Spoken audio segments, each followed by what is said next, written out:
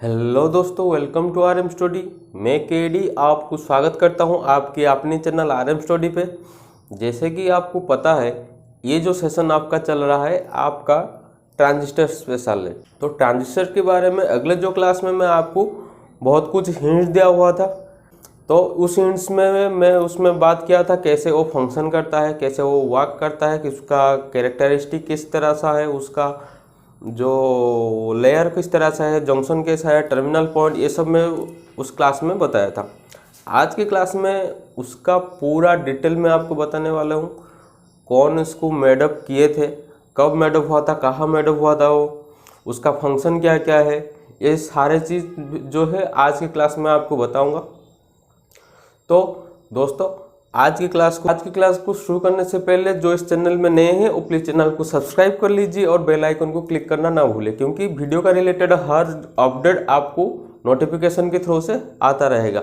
और अगर चाहते हैं तो आप मेरे टेलीग्राम चैनल पे भी ज्वाइन हो सकते हैं, क्योंकि उधर आपका वीडियो का जो लिंक प्रोवाइड किया जाता है और वीडियो का एंड में जो आपका पीडीएफ है, पीडीएफ का लिंक भी उधर दिया जाता है। जो क्लास होगा उसका पीडीएफ आपका डिस्क्रिप्शन लिंक पे भी आपको मिल जाएगा, या आप चाहे तो टेलीग्राम पे भी ज्वाइन होकर उधर से आप पीडीएफ का लिंक पा सकते हैं। तो चलते हैं, आज के सेशन को शुरू करते हैं। तो दोस्तों, ट्रांजिस्टर जो है मैं अगले क्लास में आपको बताया था, उसका जो पूरा नेम का फुल फॉर्म ठीक है, ट्रांसफॉरिस्टर। तो ट्रांस का मीन है आपका वो सिग्नल ट्रांसफर करता है, सिग्नल ट्रांसफर करता है। स्टोर का मीन क्या है? स्टोर है आपका, ये आपका रजिस्टर का फैमिली में जाता है, रजिस्टर का फैमिली में जाता है। तो ये जो था उसका पूरा डेरिवेशन, उसका जो नेम का। तो ट्रांजिस्टर एक ऐसा चीज़ है जो आपका लोअर सिग्नल को ट्रांसफर करके उसका एम्पलीट्यूड को इंक्रीज करता है, मतलब लोअर सिग्नल से वो हायर सिग्नल को आपका ट्रांसफर करता है आपका ट्रांजिस्टर। ठीक है, तो ट्रांजिस्टर को हम ज़्यादातर बोलते हैं heart of the electronics, heart of the electronics. ये चीज़ आप याद कर लीजिए, ट्रांजिस्टर को हम बोलते हैं हार्ट ऑफ द इलेक्ट्रॉनिक्स, क्योंकि आपका जितना भी एम्पलीफिकेशन प्रोपोजेस है इलेक्ट्रॉनिक्स डिवाइस में, जितना भी आपका इलेक्ट्रॉनिक्स डिवाइस में एम्पलीफिकेशन प्रोपोज है, उधर आपका ट्रांजिस्टर का होना ही कंपलसरी है, क्योंकि विदाउट ट्रांजिस्टर हम एम्पलीफाई करना बहुत ही डिफिकल्ट हो जाएगा आप। तो इसलिए इसको बोलते हैं हम हार्ट ऑफ द इलेक्ट्रॉनिक्स। तो आपको ऐसे ही पता है कि ट्रांजिस्टर एक एक्टिव कंपोनेंट है, ये तो आपको पता है। ठीक है, एग्जाम पे पूछा जाता है कौन सा है active component, passive component. Example पे देख के आप पूछ सकता है कि कौन सा है एक्टिव कंपोनेंट, कौन सा है पैसिव कंपोनेंट। एक्टिव कंपोनेंट में आपका जितना भी आपका इलेक्ट्रॉनिक्स डिवाइसेस आ जाएगा वो आपका सब एक्टिव कंपोनेंट में आ जाएगा। पैसिव में आपका आ जाएगा रेजिस्टर, कैपेसिटर और इंडक्टर, ये जो चीज़ आपका आ जाएगा पैसिव में। और जितना पैसिव के अलावा जितना भी कंपोनेंट आपका रह गया, आप डायोड बोल सकते हैं, आप ट्रांजिस्टर बोल सकते हैं, एफईटी, बीजेटी, जितना भी बोल सकते हो वो सब आपका आ जाएगा एक्टिव कंपोनेंट में। तो चलते चलते हैं ट्रांजिस्टर की बेसिक चीज़ में बारे में पता चलते हैं। तो ट्रांजिस्टर जो है ये इन्वेंशन हुआ था 1947 में। ट्रांजिस्टर जो है वो इन्वेंशन हुआ था 1947 में। कहाँ पे इन्वेंशन हुआ था दोस्तों? वो है आपका बेल लैबोरेटरी में इन्वेंशन हुआ था। ट्रांजिस्टर आपका बेल लैबोरेटरी में इन्वेंशन हुआ था। इन्वेंशन करने के लिए जो साइंटिस्ट उसमें लगे थे, 3 साइंटिस्ट थे। एक है आपका शॉकली, इनके बारे में ज़्यादातर आपका एग्जाम पे पूछा जाता है। एक है आपका शॉकली, एक बेरेडन, और तीसरा है वेल्टरेज ब्रिटेन।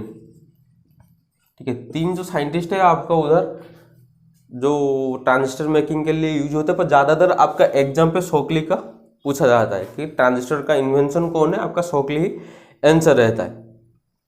तो ये जो चीज़ आपको पता होना चाहिए, क्योंकि क्वेश्चन कहाँ से पूछेगा ये हमको पता नहीं है। जितना भी आपका अब रिसेंटली एग्जाम देख चुके हैं, क्वेश्चन ऐसा है कहाँ से पूछता है उसको पता नहीं है।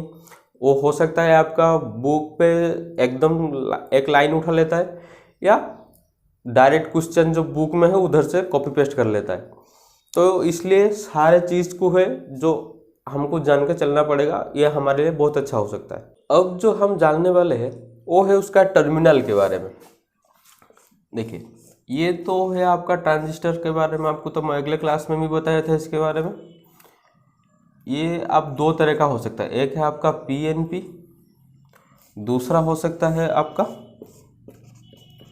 एनपीएन।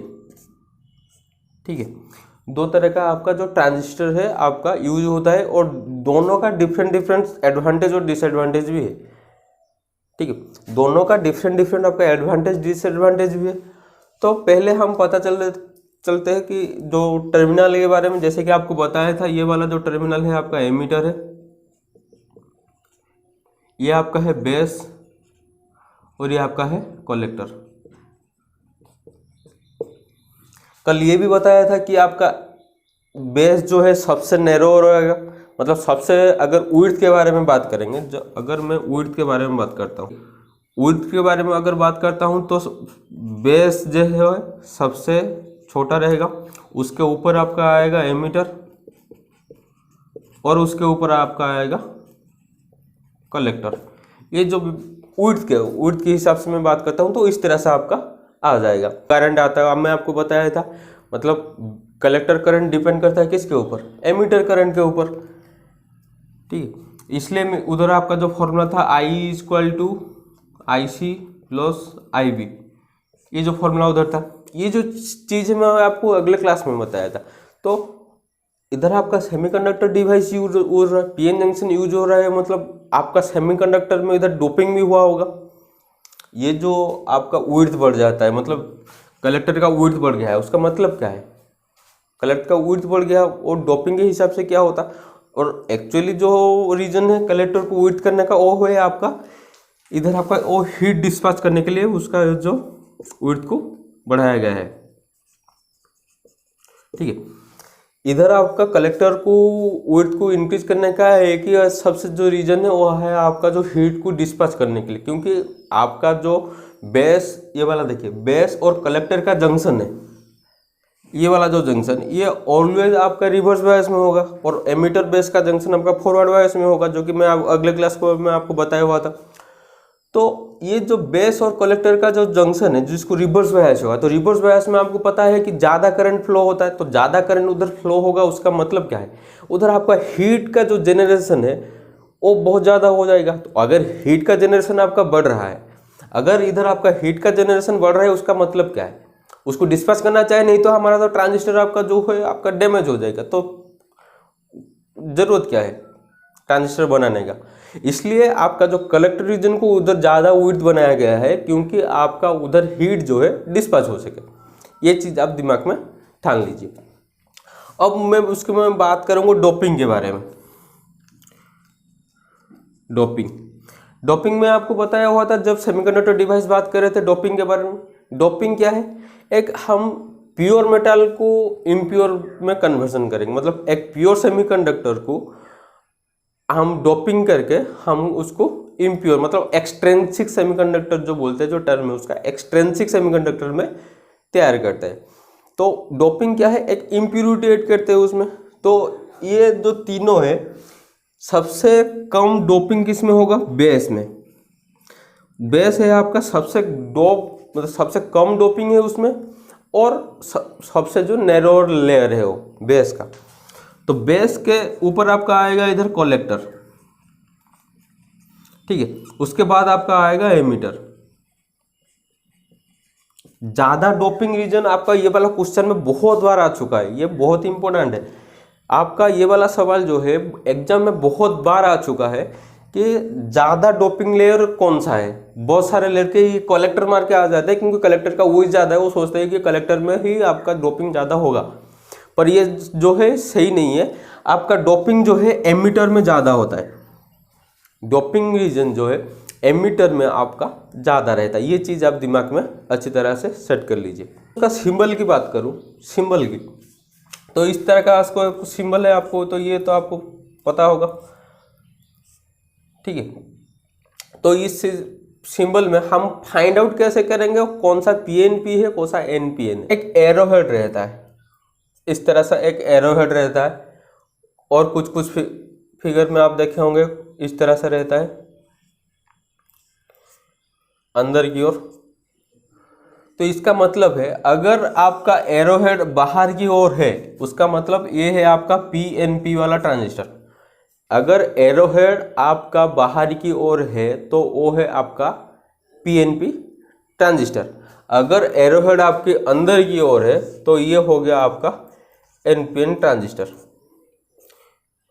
कंफ्यूज नहीं होना है। देखिए एरोहेड बाहर है मतलब देखिए पीएनपी पॉजिटिव का जो लेयर है वो बाहर की ओर है, मतलब करंट जो फ्लो होगा बाहर की ओर होगा। देखिए बाहर की ओर है, एनपीएन में अंदर की ओर, पी टाइप का मेटल जहां पर है अंदर की ओर उधर आपका एरोहेड मार्किंग रहता है। तो ये जो हो गया आपका फिगर के बारे में। और एक चीज याद रखिए, एमीटर जो रीजन है, ये जो एमीटर का रीजन, ये रीजन बात कर सकते हैं क्या, ये रीजन करंट डायरेक्शन हम पता चलता है एमीटर के रीजन से। करंट का डायरेक्शन हमको पता चलता है एमीटर के रीजन से। एमीटर के रीजन से ही हम जानते हैं कि कौन सा है आपका पीएनपी और कौन सा है आपका एनपीएन। जो ट्रांजिस्टर है मतलब ट्रांजिस्टर जो ज़्यादातर आपका मेडअप किस में होता है, आपका सेमीकंडक्टर मटेरियल दो तरह का है, एक है सिलिकॉन एक है जर्मेनियम। तो ज़्यादा आपका जो प्रोड्यूस होता है वो सिलिकॉन और जर्मेनियम नियम में ये दो ही आपका जो सेमीकंडक्टर मटेरियल है इसमें आपका ज़्यादा यूज होता है आपका ट्रांजिस्टर मेडअप में। पर सबसे ज़्यादा जो प्रोड्यूस होता है सिलिकॉन में होता है, क्योंकि सिलिकॉन का जो है थर्मल स्टेबिलिटी, देखिए सबसे ज़्यादा आपका प्रोड्यूस होता है सिलिकॉन में। सिलिकॉन में क्यों ज़्यादा प्रोड्यूस होता है ये भी आपको पता होना चाहिए, ये भी आपके लिए इंपॉर्टेंट है ना। इसलिए हमको तो पता हो गया कि जर्मेनियम सिलिकॉन है, तो मैं आपको बता दिया कि सिलिकॉन में ज़्यादा है। पर सिलिकॉन में ज़्यादा क्यों है ये भी आपको जानना जरूरी है। सिलिकॉन में ज़्यादा क्यों है, क्योंकि सिलिकॉन एक मटेरियल है जिसका थर्मल कंडक्टिविटी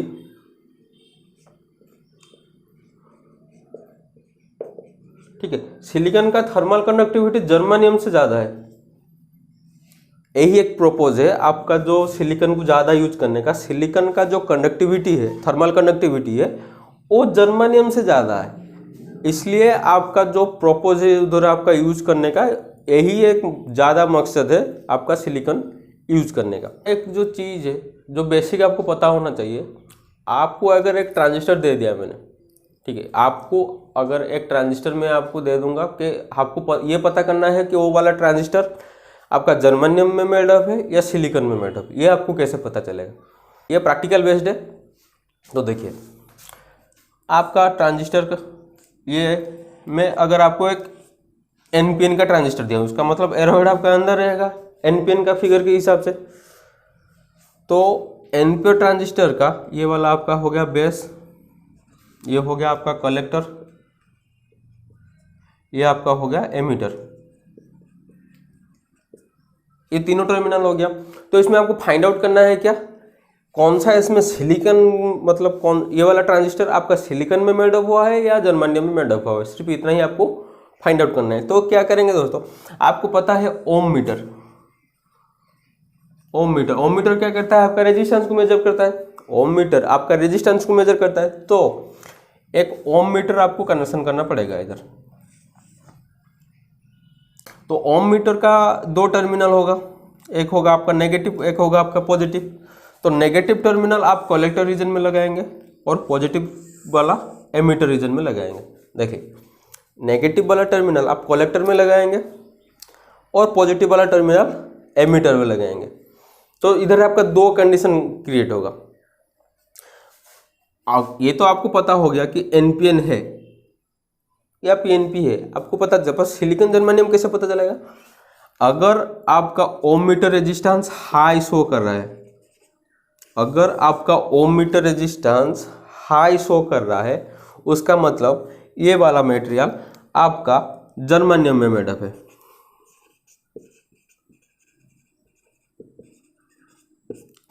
अगर आपका ओम मीटर हाई रीडिंग शो कर रहा है उसका मतलब आपका जो ये वाला आपको ट्रांजिस्टर दिया गया है ये आपका जर्मेनियम में मेडअप है। अगर उसका रेंज आपका मेगा ओम से मेगा ओम से इनफाइनाइट रेंज तक आया।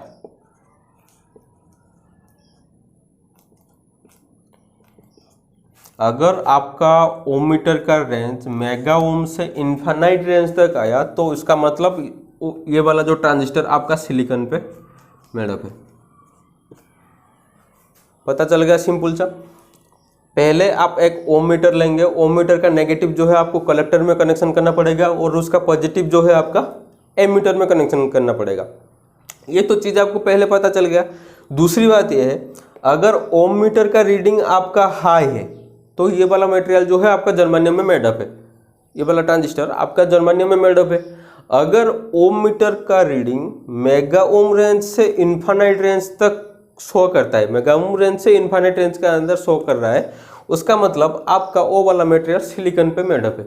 ये जो चीज़ सबसे इम्पोर्टेंट है, एग्जाम पे पूछ सकता है, इसलिए मैं आपको बता दिया, इसको याद कर लेते हैं। अब हम पता चले कि आपका ट्रांजिस्टर जो है वो ऑपरेशन कैसा करता है, मतलब फंक्शन करता है, पीएनपी कैसा फंक्शन करता है, एनपीएन कैसा फंक्शन करता है, ये चीज़ जो है अब हम बात करेंगे। इनका जो है वो वाला फंक्शन कैसा करता है एनपीएन। तो देखिए एनपीएन का अगर मैं फिगर करता हूँ तो ये वाला आपका आ जाएगा इस तरह सा, एनपीएन, ये आपका एमीटर का, ये बेस का, ये कलेक्टर का रीजन है। तो मैं आपको बताया था एमीटर और बेस का जो रीजन है ये हर वक्त आपका जो है फॉरवर्ड बायस में कनेक्शन होगा, और बेस और कलेक्टर का रीजन हर वक्त आपका रिवर्स बायस में कनेक्शन होगा। तो चलते देखिए ये वाला एन का, तो एन का मैं उधर आपका इधर एन में ही, पी का रीजन जो है पी में लगाऊंगा, तो आपका एमीटर और बेस जो है आपका इधर फॉरवर्ड बायस में कनेक्ट हो गया। इस वाला को हम बोल सकते हैं VEB, क्योंकि देखिए emitter based voltage on the emitter base, ये लिख लिया। और ये वाला बेस और कलेक्टर रीजन हर वक्त आपका रिवर्स बायस में कनेक्शन होता है। तो रिवर्स बायस में कनेक्शन होगा मतलब क्या है कि आपका जो पॉजिटिव रीजन इधर नेगेटिव में लगना चाहिए, लग गया, फिर आपका पॉजिटिव, फिर ये वाला लग गया। ये आप याद रखेंगे, बेस और कलेक्टर रीजन आपका हायर पोटेंशियल उधर आपका कनेक्शन होगा, इसलिए 2 सेल इधर लगाया हुआ है मैंने, ठीक है। तो ये वाला को हम बोल सकते हैं VBC, voltage on base and collector. ये जो चीज़ है आपको पहले आपको समझ में आ गया फिगर का। तो अब बात करते हैं एन रीजन में आपका जो मेजॉरिटी चार्ज कैरियर क्या है। मेजॉरिटी माइनॉरिटी के बारे में मैं सेमीकंडक्टर डिवाइस में बात कर चुका हूं पहले। तो एन रीजन में आपका जो मेजॉरिटी चार्ज कैरियर है वो है आपका इलेक्ट्रॉन, पी में है होल, एन में है आपका इलेक्ट्रॉन। ये जो सिंपल सा चीज़ जो आपको पता है।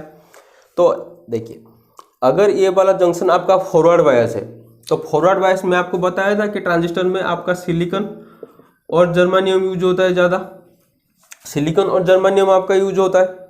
तो सिलिकॉन का जो बैरियर पोटेंशियल है वो 0.7 वोल्ट, ये भी मैं आपको बताया था सेमीकंडक्टर डिवाइस में। जर्मेनियम का जो है वो है आपका 0.3 वोल्ट बैरियर पोटेंशियल है, मतलब इतना वोल्टेज में आपका जो जंक्शन है आपका ब्रेकडाउन कर जाएगा। तो VEB हम इसके हिसाब से हम वेरी करेंगे कि आपका ट्रांजिस्टर सिलिकॉन में मेडअप है या जर्मेनियम से मेडअप है, उस तरह से आपका जो VEB जो है वेरिएशन होगा। तो वेरिएशन होने से क्या होता है, इसमें आपका जो इलेक्ट्रॉन है मेजॉरिटी चार्ज कैरियर इस तरह सा, इधर आपका भी गया इलेक्ट्रॉन। तो same charges Ripul each other, मैं आपको अगले सेशन में मैं बताया था, same charges Ripul each other, opposite charges attract each other. तो देखिए ये वाला आपका नेगेटिव रीजन आ गया, ये वाला भी है आपका नेगेटिव रीजन। तो इधर आपका जो है एक रिपल क्रिएट होगा कि एन चार्ज जो है आपका रिपल करेगा इलेक्ट्रॉन को। तो ये अगर इलेक्ट्रॉन को रिपल करेगा तो इलेक्ट्रॉन मूव किस तरफ होगा, पी के रीजन तक। जंक्शन ब्रेक डाउन करने के बाद पी के रीजन तक इलेक्ट्रॉन जो है मूव करेगा। तो पी के रीजन तक इलेक्ट्रॉन जब आ जाएगा उधर, इधर आपका कुछ होल प्रेजेंट होगा जो कि आपका पॉजिटिव चाहिए, बहुत थोड़ी सी मात्रा में आपका उधर आपका होल प्रेजेंट है। अगर ये वाला होल कुछ इलेक्ट्रॉन को कंबाइन कर लेगा, क्योंकि आपका जो बेस करंट फ्लो करने के लिए बेस में आपका इलेक्ट्रॉन कुछ कंबाइन हो जाएगा होल के साथ, क्योंकि आपका बेस करंट को भी फुल फ्लो होना, ये है आपका IB बेस करंट फ्लो होने के लिए। और जो ज़्यादा इलेक्ट्रॉन रह गया इधर, आप सोच रहे हैं कि इधर आपका एन रीजन है पर इधर भी आपका इलेक्ट्रॉन एक्सेस हो रहा है, तो इधर आपका करंट जो है कंडक्शन कैसा होगा। इसलिए दोस्तों इधर आपका हायर पोटेंशियल कनेक्शन किया जाता है। हायर पोटेंशियल कनेक्शन करने का मतलब क्या, इधर आपका पॉजिटिव आ गया। अगर हम हायर पोटेंशियल को इंक्रीज करता हुआ चलेंगे तो ये वाला पॉजिटिव चार्ज कैरियर ज़्यादा होता रहेगा इन कलेक्टर के रीजन में। तो क्या करेगा ना, ये वाला जो इलेक्ट्रॉन जो इधर आपका बेस में एक्सेस हो गया है वो इसको खींच के ले आएगा। अगर खींच के ले आएगा तो उधर आपका कंडक्शन जो है शुरू हो जाएगा, मतलब कलेक्टर करंट इधर आपका प्रोड्यूस हो जाएगा। तो इसलिए उसका जो पूरा जो फॉर्मूला है, इधर देखिए ये वाला आपका आई था, तो इसलिए इनकमिंग करंट कौन है इधर, आई, आउटगोइंग आई बी और आई सी। इसलिए इधर आपका फॉर्मूला इधर डिराइव हुआ है, I is equal to I B plus I C. पता चल गया कैसा ये वाला फॉर्मूला निकल के आया है, ये जो है उसका टोटल जो बेसिक है। अब हम बात करेंगे पीएनपी के बारे में। इधर आपका एनपीएन का हो गया, अब हम बात करेंगे पीएनपी में। कुछ नहीं है, बहुत सिमिलर चीज जैसे मतलब चीज़ है, और क्या होता है उधर हम देख सकते हैं। वर्किंग के बारे में हम पता करेंगे। तो वर्किंग में देख, इसका अगर फिगर की मैं बात करूं तो आपका फिगर कुछ इस तरह से आ जाएगा। ये आपका आएगा पी एन पी, ये वाला आपका आएगा एमीटर, ये आपका बेस, ये आपका कलेक्टर रीजन जो ये है आपका आ जाएगा। तो इसमें बात करेंगे, पहले तो सब में कंडीशन सेम है, मतलब आपका एमीटर और बेस का जंक्शन हर वक्त आपका फॉरवर्ड बायस में होगा, ये वाला तो सेम ही है आपका।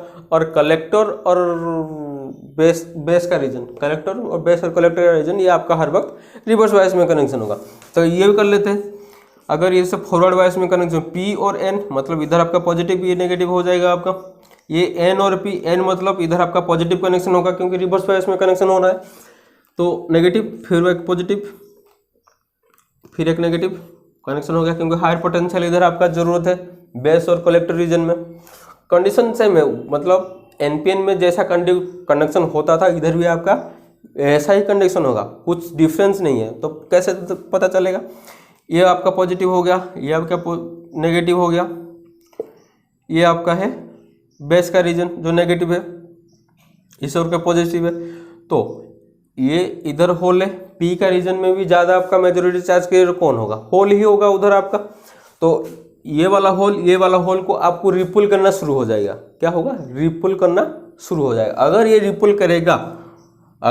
रिपुल करेगा उसका मतलब क्या है, आपका इधर जो होल प्रेजेंट है वो आपका एन रीजन की ओर आता रहेगा, मतलब बेस में जो है वो होल आ जाएगा। तो बेस में आपका पहले से क्या होगा, इलेक्ट्रॉन प्रेजेंट रहेगा। तो वो इलेक्ट्रॉन क्या करेगा, आपका होल के साथ कंबाइन होके आपका आईबी प्रोड्यूस कर लेगा, बेस करंट आईबी प्रोड्यूस कर लेगा। आईबी प्रोड्यूस कर लेने के बाद आपका जो ज़्यादा इधर आपका होल हो रहा है वो क्या होगा ना, इधर आपका जो नेगेटिव चार्ज कर दिया गया है, अगर हम रिवर्स पोटेंशियल जो है हायर पोटेंशियल दिए हैं इसलिए, क्योंकि आप रिवर्स पोटेंशियल को अगर आप इंक्रीज करते हैं तो एन रीजन में जो अब तक आपके आके जो होल प्रेजेंट हो गए हैं वो खींच के आपका लगेगा, उधर आपका आईसी जो है कलेक्टर करंट उधर आपका प्रोड्यूस हो जाएगा और आपका ट्रांजिस्टर जो है कंडक्शन करना शुरू कर जाएगा। ये जो बेसिक चीज़ है सब में जो सेम है ये मैं आपको बता दिया। इस क्लास का पीडीएफ लिंक डिस्क्रिप्शन में दे दूंगा, डिस्क्रिप्शन से आप पीडीएफ निकाल के आप क्लास के हिसाब से मैच करके आप उसको पढ़ सकते हैं और ज़्यादा भी आप जान सकते हैं। बहुत कुछ नया भी है उस पीडीएफ में जो मैं इधर बताया। तो आज का क्लास जो है यही तक था। उसके बाद हम जानेंगे कि पीएनपी और एनपीएन कैसे फाइंड आउट करेंगे, उसका अगले वाला क्लास में हम जानेंगे। हर जो चीज़ है डिटेल में हम डिस्कशन करते हुए चलेंगे। डिस्कशन कर लेते हैं जो अगला जो सेशन में आपको क्वेश्चन पूछा हुआ था उस क्वेश्चन के बारे में आज हम डिस्कशन कर लेते हैं। तो ये वाला सवाल जो मैं अगले सेशन में आपको पूछा हुआ था, तो इस सवाल का जो आंसर मैं आपको बता देता हूँ। सवाल क्या था, maximum voltage across the secondary. हाँ, इधर एक और चीज़ लिखा गया था, मैं लिखा नहीं हूँ इधर, diode in an ideal condition.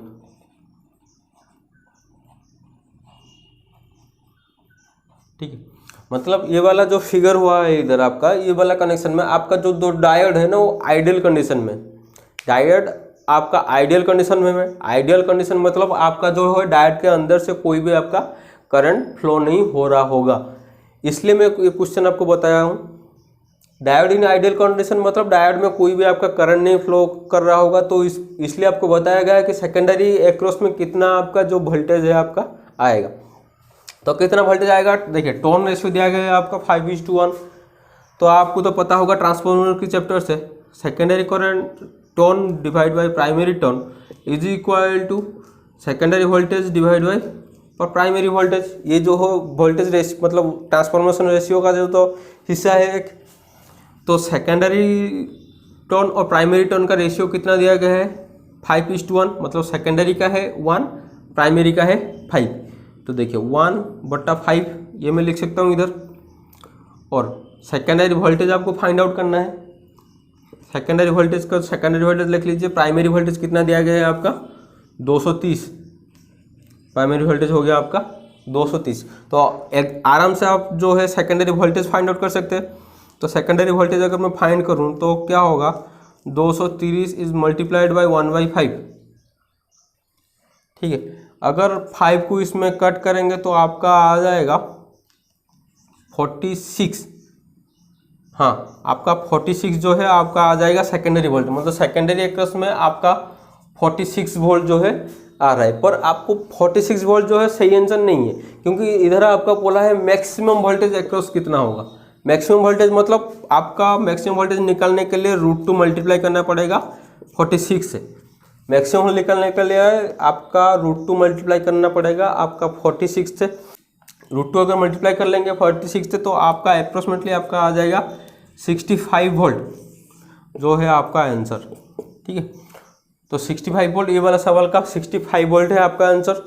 और एक सवाल आपको पूछा गया था उधर, ये भी डिस्कशन कर। ये वाला सवाल जो है एक ट्रिकी क्वेश्चन है, क्वेश्चन में कुछ नहीं है, बहुत मतलब 1 सेकंड से भी कम सेकंड में आप इसको सॉल्व कर सकते हैं। पर ट्रिकी क्या है, इसमें आपको पूछा गया है इसमें करंट कितना है फाइंड आउट करने के लिए। ठीक है, तो आपको करंट, इसको अगर सिंप्लीफाई करूंगा मैं तो इस तरह से भी कर सकता हूँ। ये वाला नेगेटिव वोल्टेज है तो इधर नेगेटिव टर्मिनल, इधर पॉजिटिव है तो पॉजिटिव इधर लिख सकता हूँ। ठीक है, उसके बाद मैं इधर डायोड कनेक्शन कर सकता हूँ, फिर इधर मैं आपका रेजिस्टर कनेक्शन कर सकता हूँ। देखिए इस ये जो आपका आ जाएगा सिंप्लीफाइड फिगर। तो सिंप्लीफाइड फिगर में हिसाब से आपको क्या पता चल रहा है, बेसिक चीज़ जो है क्या पता चल रहा है। देखिए डायोड की पॉजिटिव इधर आपका नेगेटिव पे कनेक्शन हुआ है, इसका पॉजिटिव, इसका नेगेटिव टर्मिनल आपका पॉजिटिव में कनेक्शन हुआ है। उसका मतलब क्या है, डायोड जो है इधर आपका रिवर्स बायस में कनेक्शन है। ये जो चीज़ें सबसे ज़्यादा इम्पोर्टेंट है। डायोड आपका अगर रिवर्स बायस में कनेक्शन हो जाता है, अगर डायोड आपका रिवर्स बायस में कनेक्शन हो जाता है तो आपका सर्किट में कोई भी करंट फ्लो नहीं करेगा। तो आपका जो आंसर है वो है आपका 0। ठीक है, सब आपका जो आंसर है 0, आप इधर आप आंसर पे मार्क कर लीजिए। तो ये है आपका 2 सवाल आपका होमवर्क के लिए। When reverse bias voltage is increase then junction capacitance is. ठीक है, अगर आपका रिवर्स बायस वोल्टेज इंक्रीज हो रहा है तो जंक्शन कैपेसिटेंस क्या होगा, डिक्रीज होगा या इंक्रीज, स्टे सेम रहेगा या बैंडविड्थ आपका ज़्यादा हो जाएगा। और दूसरा सवाल जो है वेरेक्टर इज यूजुअली, वेरेक्टर का मतलब कैसे यूज होता है, फॉरवर्ड बायस में या रिवर्स बायस में या ऑन बायस में या ब्रेकडाउन रीजन में। तो ये आपका सवाल रहेगा आपके नेक्स्ट जो आपका होमवर्क है। तो ये वाला सेशन यही तक था। इस सेशन आपको कैसा लगा आप लाइक शेयर एंड कमेंट करके मेरे को बता सकते हैं। और ज़्यादा से ज़्यादा इस वीडियो को शेयर भी कीजिए। और जो इस चैनल में नए हो प्लीज़ चैनल को सब्सक्राइब कर लीजिए और बेल आइकन को क्लिक करना ना भूलिए। तो दोस्तों आज की सेशन यही रखते हैं। जय जगन्नाथ।